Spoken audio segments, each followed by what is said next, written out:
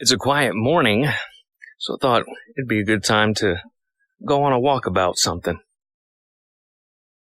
So, don't get caught with half your chicken in the oven. So let me get back to that idea, but think about that real quick. Don't get caught with half your chicken in the oven. I'm going to circle back around to that and show you how it ties in. So, in college, one of the summer jobs I had was selling security systems, door to door. Knock on the door, you give them the spiel, hey, my boss wanted me to ask you if we can stick this sign. It's right over there, right there. You see by that shrub, by that tree, by that pole on the corner there, because it gives us great visibility for advertising. And to do that, we're going to reward you with a free security system. Just need a credit check, sign on the dotted line, and oh yes, by the way, everybody knows you still have to pay your monitoring fees. I can't use you for advertising if your house really isn't secure. So here's a 3-year contract where you're going to have to pay X amount of dollars.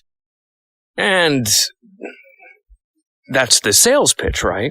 And that's what works. This is what you need to use to get your sales out.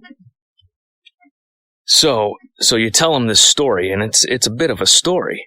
So how does that relate to don't get caught with half your chicken in the oven? Well, here's another story. A family cooks half a chicken at a time in the oven. And one day, someone got to thinking, why do they do that? And it turned out that great-grandma, they had a small oven and couldn't fit the whole chicken in the oven, so they cut the chicken in half, cook one half, and then when that half was done, they'd cook the other. So no longer did the family have a small oven, but they kept cooking the chicken the same way. So they had half a chicken in the oven with no real reason to do so. It worked, yes. They were still able to cook the chicken, but it really wasn't making any notable difference other than extending the time it took you to cook a chicken, because now, you had to cook half at a time. So while this sales pitch we were using worked, it was based on the idea that you couldn't get people to buy the security system unless you were completely honest with what it is you were actually about. You weren't about giving away a free system. You were about getting them into a 3-year contract, which financed the system, plus set them up with the monitoring. And this happens in life where we're under some impression that the only way to do something, because it's been done for a history, is the best way to do it, the only way to do it, because that's what's been done and it works. And if it's a Baroque, don't fix it, right? So you have to look at those negative externalities. You have to look at the underlying belief systems. Some of them, the beliefs that got you there, are so antiquated and so based on things that are no longer true that you may just be ending up going through the paces and doing things you don't need to do just because they seem to work.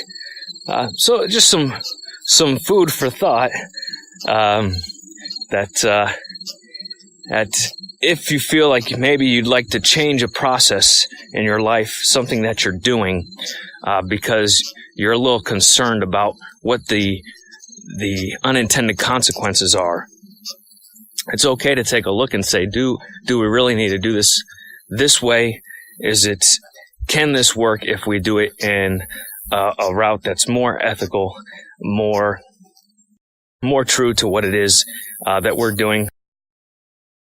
And you'll live an easier life, a happier life, a more fulfilled life that way, in my opinion.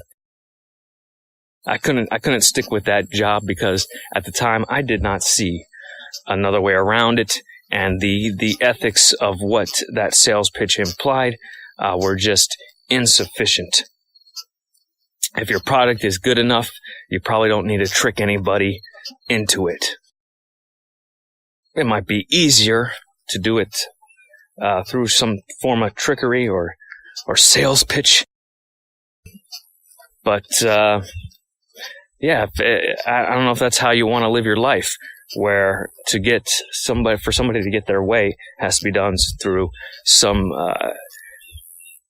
not totally honest verbiage. Anyways, that's a little walkabout, and hope you guys are finding that these walkabouts help tune your mind in to being more successful, whatever it is you're pursuing.